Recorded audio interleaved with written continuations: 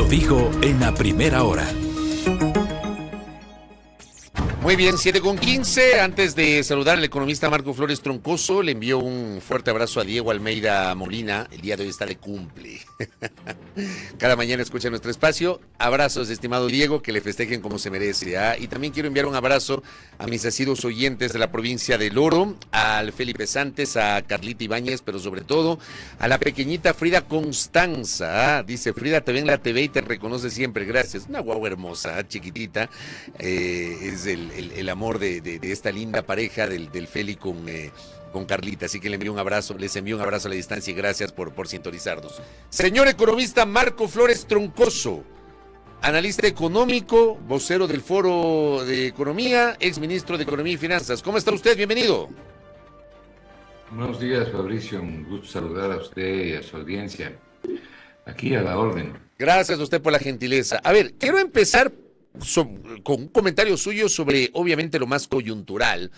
Ayer finalmente, bueno, para variar, no se pusieron de acuerdo trabajadores y empleadores y la ministra de Trabajo fijó el salario básico unificado para el próximo año, que será de $470 a partir del 1 de enero del 2025, lo que implica otra vez un aumento de $10 al valor que estaba vigente. Cuando Daniel Noboa entra al poder en noviembre del 2023, ya fijó un aumento de $10, pasamos de 450 a 460 y hoy pasaremos de 460 a 470. ¿Cómo ve usted esta decisión? ¿Fue técnica? ¿Fue política? ¿Era lo que correspondía? ¿Cuál es su opinión, economista? Es que lo que pasa es que es una decisión que es un problema cuya decisión se pone en manos de trabajadores y empleadores que no podrán resolver ese problema ni ahora, ni mañana, ni nunca, tal como van las cosas. Porque hoy lo que se ha hecho es un incremento de los salarios equivalente a la tasa de inflación anual, más o menos un 2%. Son los $10, 2.17%. Pero el problema no está ahí. El problema no está ahí. Y no pueden resolverlo los trabajadores ni los empleadores. Peor en un momento en que la economía está absolutamente en contracción, con los apagones, con los costos enormes que tiene este país. ¿No se ha preguntado usted, Fabricio, por qué el Ecuador tiene el tercer salario más alto de América del Sur, de la región? Y al mismo tiempo los ecuatorianos con su salario tienen el poder adquisitivo más bajo de la región, junto con Bolivia. Esa incongruencia, esa aparente incongruencia, ¿no es cierto? Entonces, los trabajadores siempre van a pedir un incremento mayor al que están dispuestos a dar los empleadores. Pero la solución no va a venir por el lado de los salarios.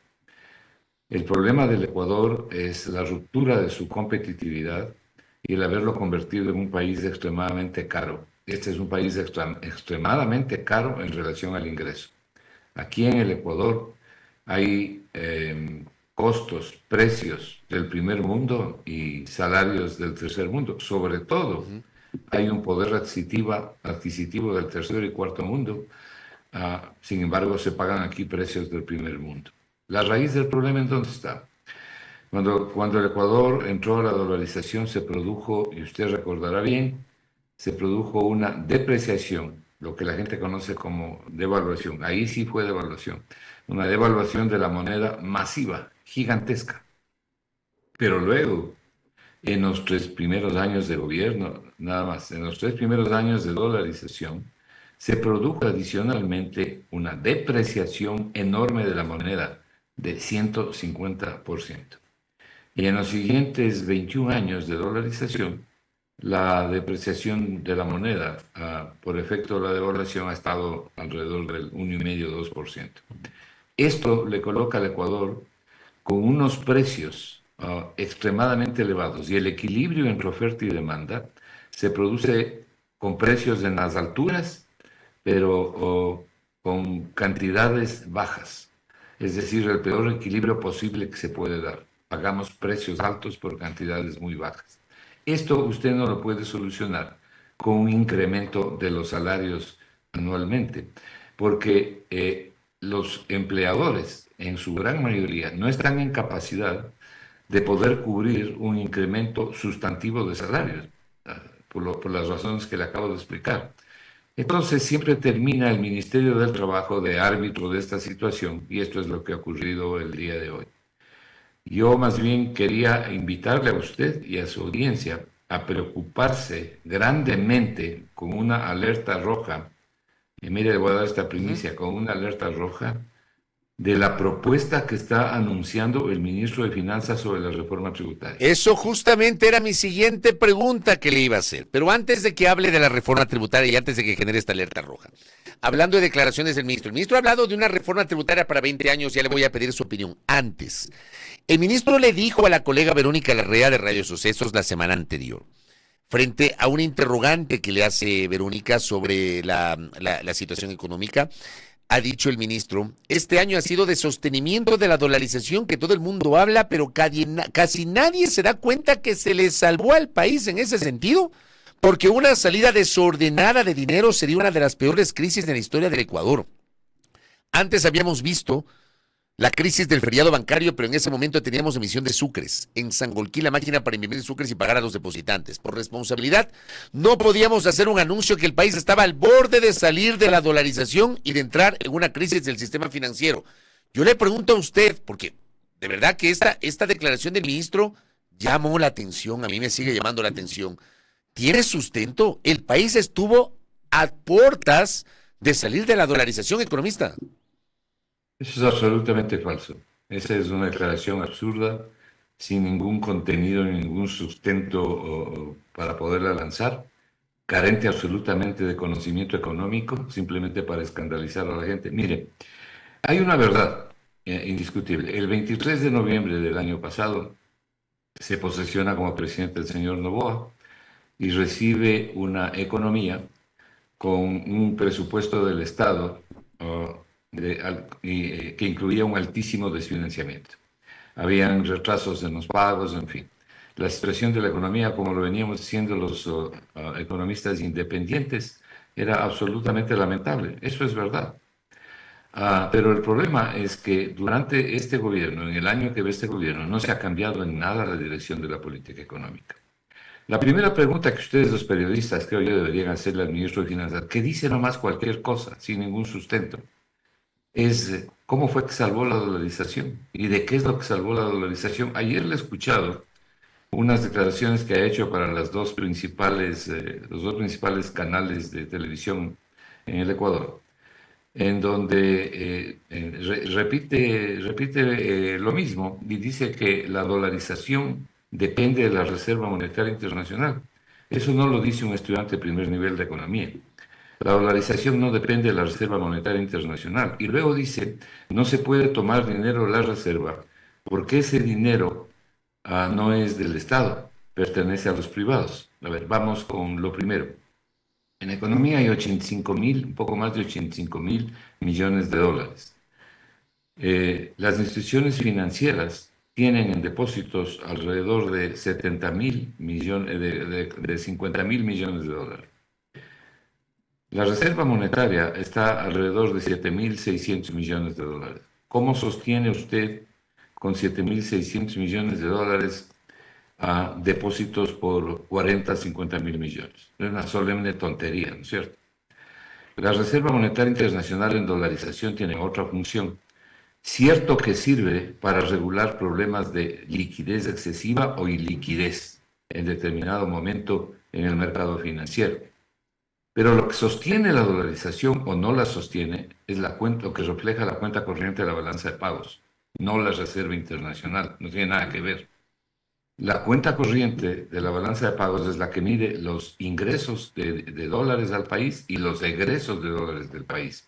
Lo que se requiere es mantener en forma sostenida más cantidad de dólares ingresando que saliendo. Eso es lo que mantiene la dolarización y por eso tiene más de 85 mil millones de dólares en la economía. De manera que es absolutamente un absurdo. Segundo, señala de que no se puede tomar parte de la Reserva Internacional. Yo creo que en la crisis que tiene el Ecuador hay que tomar una parte prudente de la Reserva Internacional. ¿Cuánto es prudente en 7.600 millones? A mi juicio, alrededor de 1.500, 2.000 millones de dólares. Yo no tomaría más, porque la Reserva Internacional sirve para realizar las importaciones del sector público.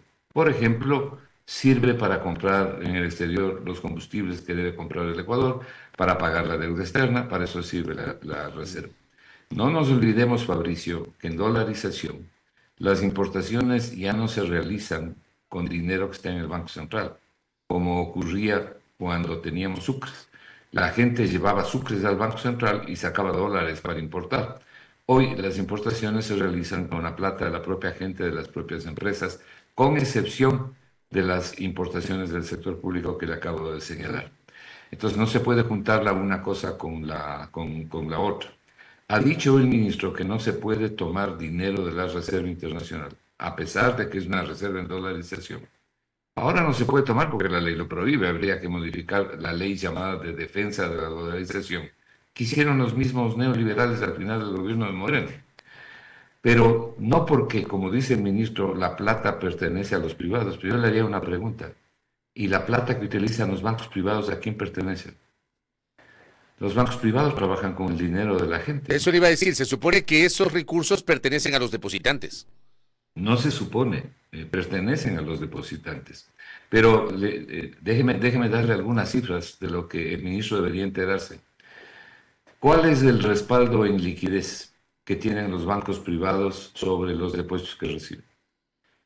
Alrededor del 25% sobre los depósitos a la vista, es decir, sobre los depósitos en cuenta corriente. Y menos del 15% en general las instituciones financieras sobre los depósitos de ahorro. Así funciona el mundo. Ese es lo que se llama el sistema fraccional y no es que esté mal, así funciona el mundo. ¿Por qué? Porque la gente mantiene su dinero en una institución financiera no por la Reserva Internacional, sino porque tiene confianza en la institución financiera.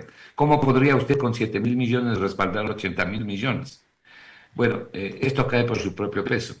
Pero en el caso del Banco Central, no tiene el 20 o el 25% para respaldar los depósitos, tiene más del 60%. Pero sin embargo, en un momento de crítica situación de la economía, donde la inversión pública ha sido destruida, no es que ha sido reducida, sino que ha sido destruida. A ver, datos. El plan anual de inversiones del presupuesto general del Estado es 1.835 millones. Al mes de octubre, y la fuente es el propio Ministerio de Finanzas, la ejecución del presupuesto del Estado, ¿qué muestra sobre el plan anual de inversiones? Desembolsos efectivos, no lo que se pone en el papel, ni siquiera lo codificado, sino lo realmente entregado. ¿Sabe cuánto es? 270 millones de dólares. Eso es lo que dice el propio Ministerio de Finanzas. Eso significa ¿qué? Un 10-11% de todo el plan anual de inversiones. Eso significa también haber destruido la inversión pública. Entonces aquí estamos hablando, se están haciendo cosas sin ningún conocimiento, sin ningún sentido, solamente para escandalizar. Por último, déjeme señalarle lo siguiente. Si usted, que es una persona estudiosa, y le digo no por halagarle, sino porque es verdad, usted es uno de los pocos periodistas que investigan, se preguntar. Si usted revisa los documentos del presupuesto, de la proforma del presupuesto en 2024 enviado a la Asamblea, va a encontrar ahí un anexo. Ese anexo muestra los débitos hechos a las instituciones públicas hasta el 30 de diciembre del año pasado. Todos estos caballeros, todo el neoliberalismo criollo, se ha pasado durante 7 años diciendo que no se puede tocar un solo dólar de la Reserva Internacional porque se pone en riesgo de la dolarización. Esa es una de las grandes mentiras que se le cuenta a la gente. ¿Sabe lo que hicieron? Se bajaron 4.500 millones de dólares de la Reserva. ¿Y qué hicieron con esa plata? Pagar gasto corriente, pagar deuda externa. Pero además, déjeme decirle esto, ese anexo al que me estoy refiriendo, que forma parte del presupuesto del Estado, muestra en definitiva el uso de recursos de todas las instituciones públicas. Por ejemplo, tomaron 479 millones de SELEC y le dejaron sin capital operativo. Por eso la ministra Arrobo dice que no tuvo un dólar para enfrentar los problemas del estiaje.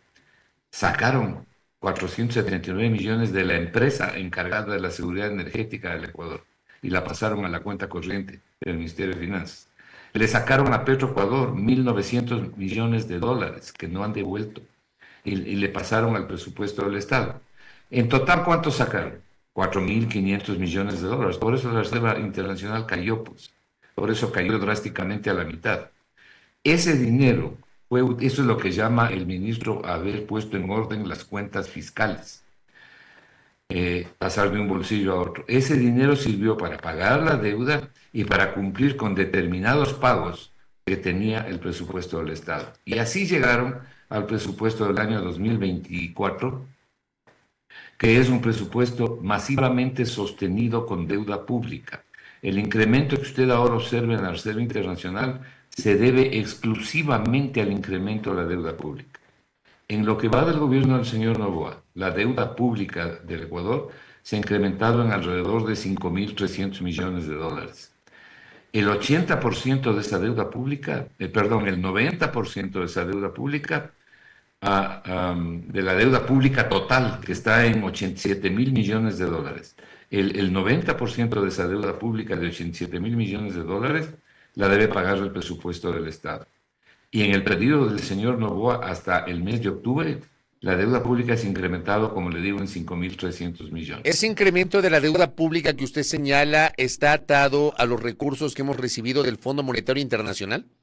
Claro, porque le estoy diciendo que sustancialmente es deuda pública externa. A los recursos recibidos del Fondo Monetario Internacional y de los otros multilaterales y de otras agencias de crédito. Hablamos del Banco Mundial, Banco Interamericano de Desarrollo, el Fondo Latinoamericano de Reservas, el Banco de Inversión de América Latina, CAF, a eso nos referimos. La ejecución del presupuesto del Estado muestra toda la lista de dónde viene la plata. Entonces, a través de eso es que se ha podido sostener la Reserva Internacional. ¿No ve que la economía no crece? No solo que la economía no crece, sino que está en contracción. Entonces, usted no puede decir que sostiene la Reserva Internacional porque la economía está creciendo, porque no solamente que está estancada, sino que está decreciendo, como están señalando todas las publicaciones, incluida la del Fondo Monetario Internacional, incluido el FLAR, incluido la Corporación Andina de Fomento, la CAP y otras. Y por último, la especializada y macro, que es la principal revista ecuatoriana en estos temas de cuentas nacionales, está señalando que va a haber un crecimiento, más bien dicho, una contracción, que el PIB va a caer en 1.2% el año 2024. En fin, yo sostengo que el PIB va a estar en todo caso por debajo del 1%, que eso significa estar por debajo de la tasa de crecimiento vegetativo de la población, y lo cual ya es suficientemente malo. Si va más allá y se vuelve negativo, claro, la situación es peor. Entonces, el problema se traslada para el próximo año porque se va a requerir mayor financiamiento. De acuerdo a mis cálculos, el próximo año se requerirá conseguir financiamiento, es decir, crédito, entre interno y externo, por entre 12.000 y 15.000 millones de dólares. Entonces, esta es la situación que tenemos en el Ecuador. De manera que lo que se le dice a la gente es una cosa, pero la realidad es otra. Y los economistas independientes saben perfectamente cuál es la verdad. Ahora, pasemos luego de esta explicación al tema de la reforma tributaria. ¿Se puede pensar en una reforma tributaria de 20 años, como ha anunciado el ministro Vega, economista Marco Flores? Pues es un disparate, pero a mí lo que me preocupa no es eso, ¿no? A ver. Porque yo a lo largo de los años he oído en economía una enorme cantidad de estupideces, ¿no? Que sería absurdo ponerse a rebatir tonterías, ¿no? ¿Sabe lo que me preocupa a mí y debería preocuparle a la gente? Y debería preocuparle al propio gobierno. Es el siguiente hecho. Aparentemente de lo que el señor Vega está hablando es de una racionalización de impuestos, como llama él, que produciría lo que han ocurrido en países, en primer lugar, que tienen ingresos por habitante mucho más altos, que tienen solucionados los principales problemas de la gente, sobre todo que tienen solucionados los servicios públicos, como los países nórdicos, por ejemplo, ¿no? Entonces, usted en esos países tiene un IVA alto. En general, en los países ricos, exceptuando Estados Unidos, hablando de Europa, todos tienen un IVA alto. ¿Por qué tienen un IVA alto? Porque tienen el resto solucionado. Entonces, es justamente al revés. En estos países, más del 94% de la población tiene empleo, ¿no? Y por debajo del 5% está desempleada. Ahí no existe subempleo. En el Ecuador es al revés. En el Ecuador solo el 35% tiene empleo y el resto está desempleado y subempleado. Pensar en poner aquí un IVA enorme, que es lo que quiere el Fondo Monetario. Este es el sueño dorado del Fondo Monetario para los países de la región, para los países pobres. Los economistas del Fondo Monetario se han pasado años escribiendo cantidades de artículos indicando que lo que hay que hacer es tener un IVA alto y eliminar otros impuestos. Lo que está diciendo Vega, porque Vega lo que está sugiriendo es incrementar el IVA e incrementar el impuesto a la renta de manera sustantiva, pero eliminar otros impuestos como el impuesto a la salida de divisas o el impuesto a los consumos especiales, y si no los elimina, reducirlos. Ya el impuesto a la salida de divisas va a ser eliminado los primeros 3 meses del próximo año, durante los primeros 3 meses del próximo año. Y luego el 2,5% en que se lo fija, quien escoge las partidas arancelarias donde se aplica o no el impuesto es el ministro de Finanzas. ¿Cómo le parece? Esta barbaridad es por causa directa e irresponsabilidad de la Asamblea Nacional. La Asamblea Nacional es culpable de esto que le estoy diciendo. Entonces el gobierno está simplemente utilizando las posibilidades que le creó la Asamblea a principios de años, cuando le entregó directamente al presidente de la República la posibilidad de definir en dónde quedaría el IVA y en dónde quedaría el impuesto a la salida de divisas. Una barbaridad hecha por la Asamblea Nacional. Entonces, ahora, lo que aparentemente está diciendo el ministro, porque tampoco es tan sencillo entender lo que quiere decir, en los 2 programas que él acaba de hacer. Yo realmente no lo había visto y no creía esto hasta que mis compañeros del Foro de Economía me enviaron el video y me insistieron que lo vea. Lo que está él sugiriendo es concentrar esto en 2 impuestos, en el impuesto a la renta y el IVA.